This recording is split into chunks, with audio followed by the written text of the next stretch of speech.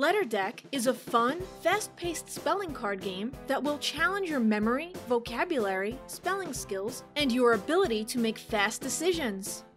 The objective of the game is to outthink your opponents by recalling words that you can spell to earn the maximum number of points. The player or team with the most points wins the tournament and is crowned Magnobrain champion. Scoring points are based on the color of the beginning letter and word length of a correctly spelled word. How to play: dealing the cards 2 to 4 players. Each player is dealt 4 cards facing down to start a round, and the rest of the cards are placed to the side for the next round. The first game of each round starts with each player taking turns dropping a card, with the letter facing up, and is given 1 minute to spell a word from memory that begins with the letter on the card.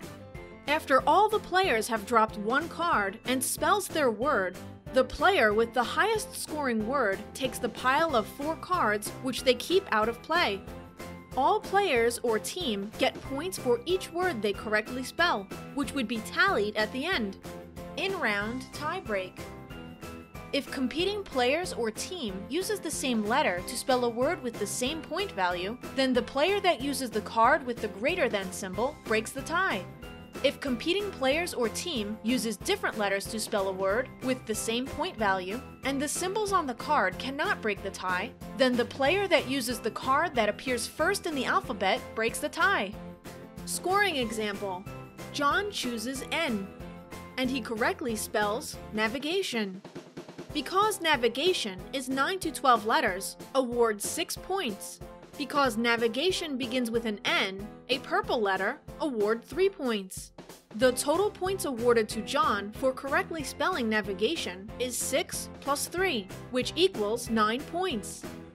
After all the players have used their 4 cards, another round of 4 cards is dealt until no more cards are left for another round.